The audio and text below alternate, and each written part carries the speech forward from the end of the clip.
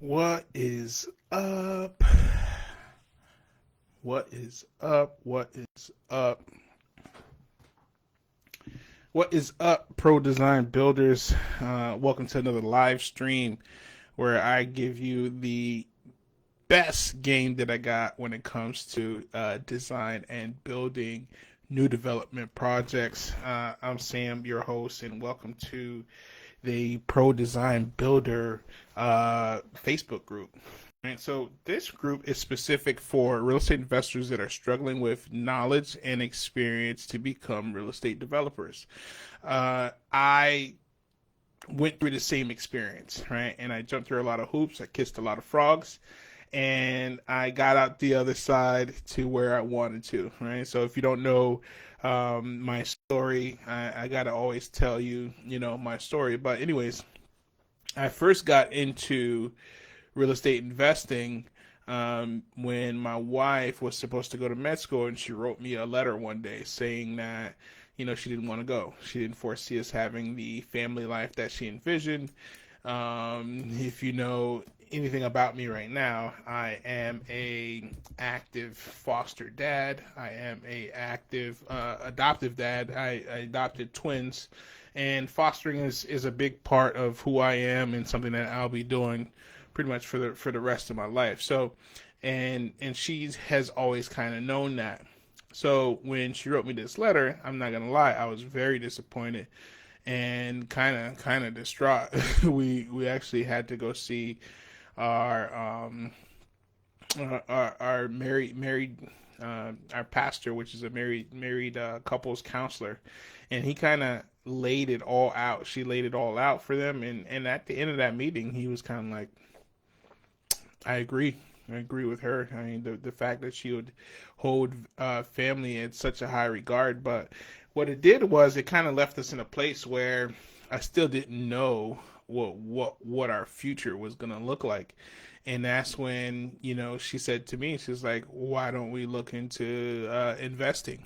So when my investing journey began, she handed me a book called Rich Dad Poor Dad.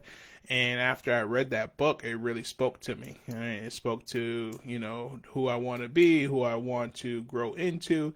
And after that, we went to this seminar, and it really kind of started bringing things to life for me. And then from there, I went to another seminar and then started taking messy action as a wholesaler. And a lot of you guys probably could relate to wholesaling and flipping and stuff like that. And that's kind of how that was my entry point into real estate investing, right? But I didn't stop there, right? How I got into contracting as a design build general contractor was on my first flip.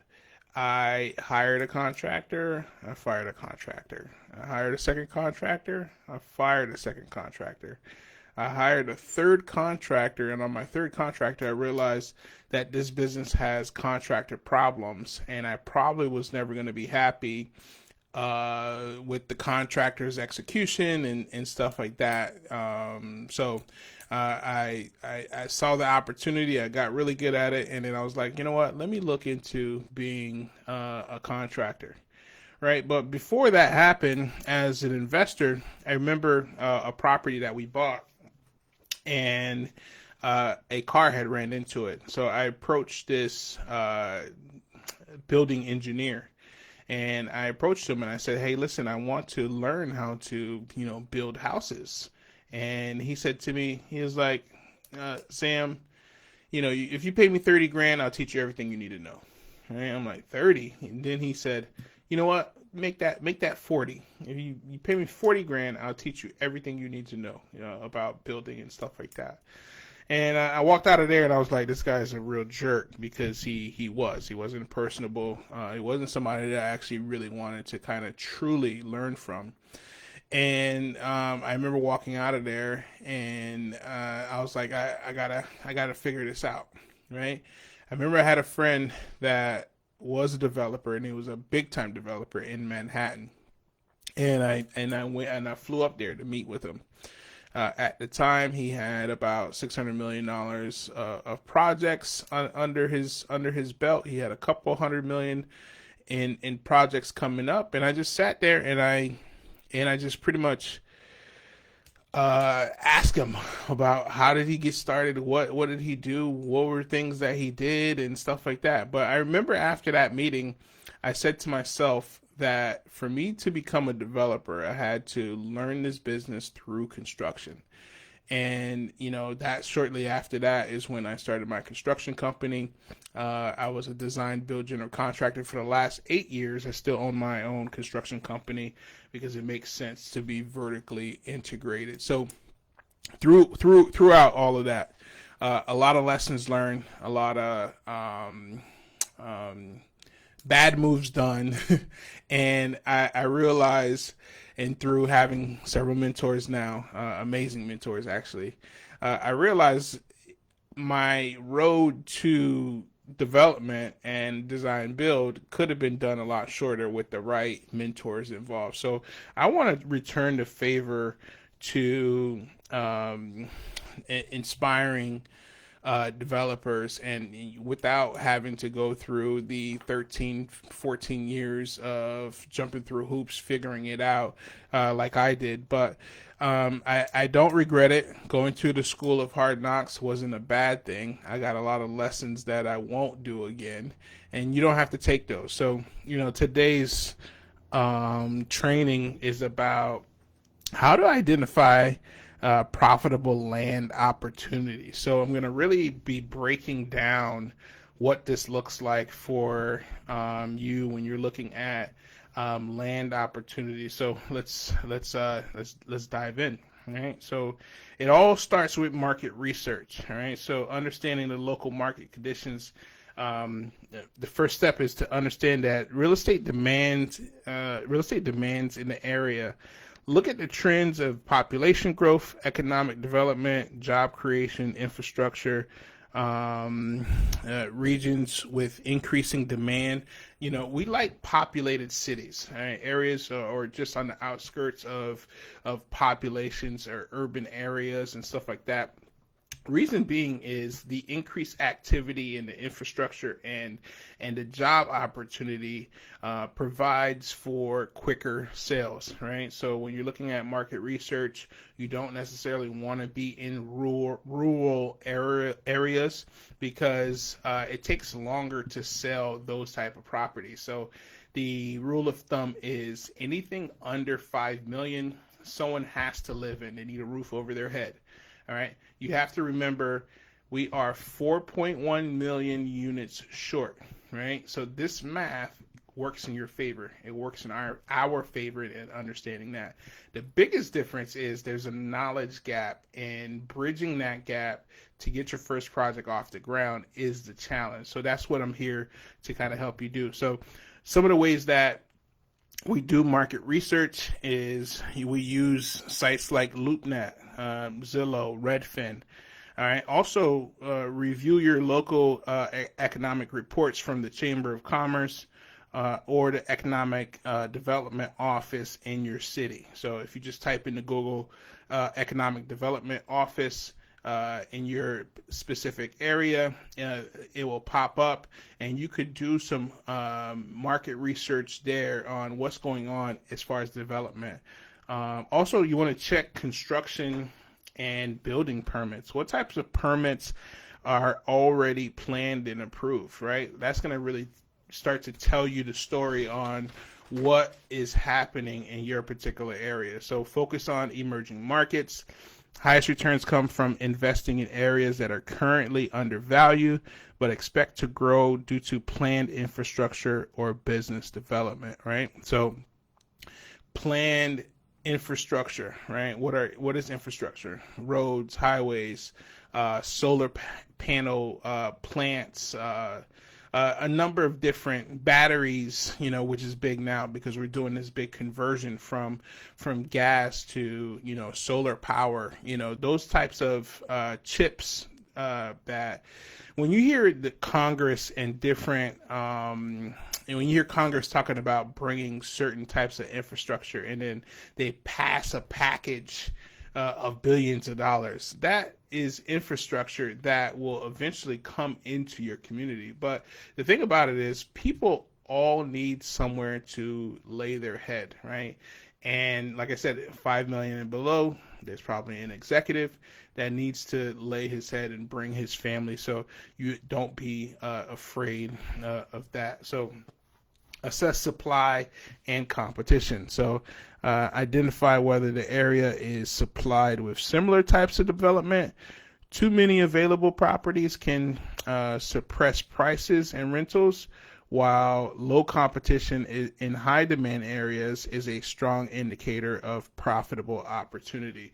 So you got to think about it, like this. If the competition is low, let's say you're deciding to carve your own path, right, in a particular neighborhood, which is something that I like, right?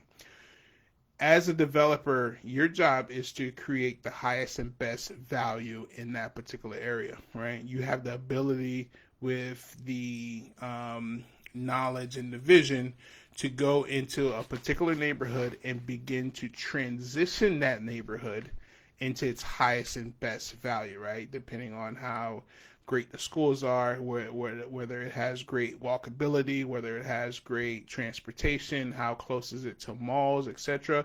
These all these things are going to be important, but you have the ability to do this in a particular neighborhood, right? But you have to make sure that it's the right neighborhood, all right? So let's examine land location, all right? So proximity to key amenities.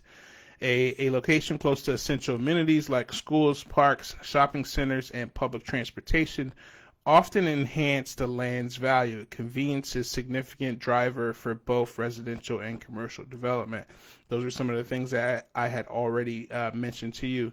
Assess the infrastructure. Ensure that the land has access to necessary infrastructure such as roads, water, sewer, and power. All right, so we want to stay away from rural land, right? We want to rebuild or build on land that has already had a house on it. Reason being is they've already established the utilities, they've already established the sewer, water, and sometimes gas. So doing the connection is going to be a lot easier. Also, too, you're gonna face less impact fees, right? You're gonna find out what impact fees are once you decide to make this transition and you decide to start connecting to the infrastructure that's already there. So access to infrastructure, ensure that they have access. Okay, boom. I already said that. Growth areas. Look for land located in areas expected to experience economic population growth, right? Other areas that you want to look at and take advantage of is opportunity zones, right? So the city is planning or have a city planner, right? And they're planning out the map and changing the zoning. And there's certain areas that are going to provide additional opportunities. And those are the types of things that are areas of growth you want to be looking for, right? There's also some financial benefits in doing the development, right? There's a lot of perks and incentives that they give to developers for taking on certain projects because they literally won't build them. So analyze the zoning regulation and land use. So understanding zoning laws, understand the zoning restrictions on land, such as whether it's zoned residential, commercial, or industrial. Permitting and entitlement, right? Investigate what kind of permits are needed to develop the land and whether the local government is open to changing the zoning to higher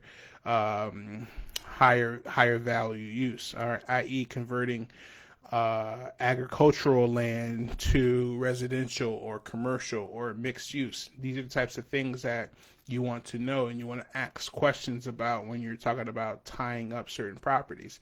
Obviously, if you're building single family homes, there have been single family homes there prior, then you're likely in the right zoning for that. You just got to check the restrictions around the parameters of the home, right? What does the survey says? How high can you go? How wide?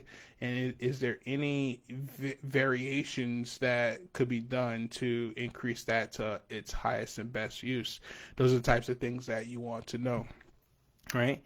So, rezoning opportunities, ensuring that local planning authorities to understand future zoning changes is crucial.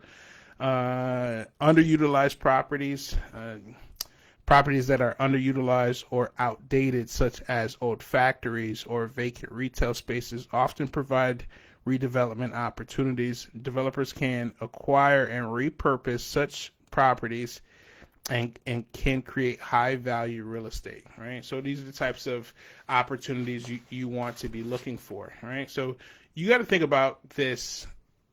If you're a developer, you're a visionary, right? Your job is to see things that don't exist and create highest and best value for the area, right? The community will thank you for it. Not all the time they'll thank you for it, because sometimes there's a little bit of displacement that happens for that to happen. But because we're only dealing with 1 to 4 units, you're not going to have this kind of a pushback, right? It's when you get into the hundreds of units, you have these types of challenges. All right, so conduct a feasibility study. Nothing will happen or get off the ground without a feasibility study. So let's break down what a feasibility study is. All right, so financial feasibility study: establish the costs associated with acquiring and developing the land, including purchase price, site preparation, infrastructure, legal fees, and construction. Compare these costs to the projected income from selling or leasing the developed property. All right. Then you also want to calculate and estimate the return on the investment, which is the projected ROI. All right. So calculate the potential return on investment, or ROI, based on the different scenarios. For instance, if you're planning a residential project, estimate the sales price of the home, apartment, and compare with the development cost. All right. So literally what you do is you take the final cost, right, minus the development cost, minus the profit, and then that's going to tell you what the maximum you're allowed to pay for the land, right? You're going to take that cost and then you're going to compare it to comps that have already sold in regards to land, right? That's going to tell you if your project is going to pencil. And your project needs to pencil, or you won't get it approved with your construction loan. So if you have questions about anything that I'm mentioning now, drop it in the chat, right? What questions you have, so I can provide additional clarity for you. So, all right, so time on market, right? Very important. Consider how long it would take to develop the land and bring the product to market.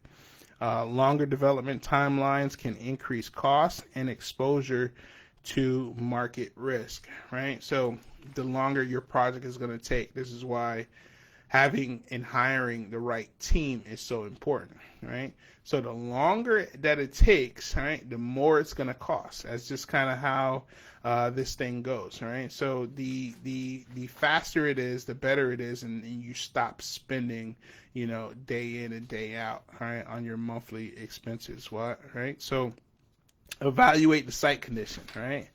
All right. So topography is going to be important, right? So and soil quality.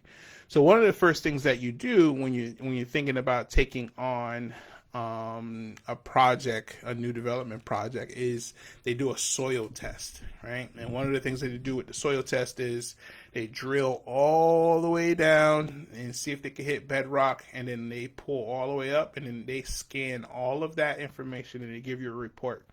It's going to tell you exactly what's underneath there, right? What's the soil like, right? Is it clay? Is it sand? Is it do we need to put reinforcement? Do we need to drop piles, right? Does the house need to be connected to piles because it's shifting underneath there? All of those things are going to be important in understanding your construction costs, right? From there, your architect is going to put together plans that represent the soil conditions, right? And if the topography is off, if it's too sloped, that means they're going to need to bring in more dirt to kind of level it off, right? How does the runoff happen from the particular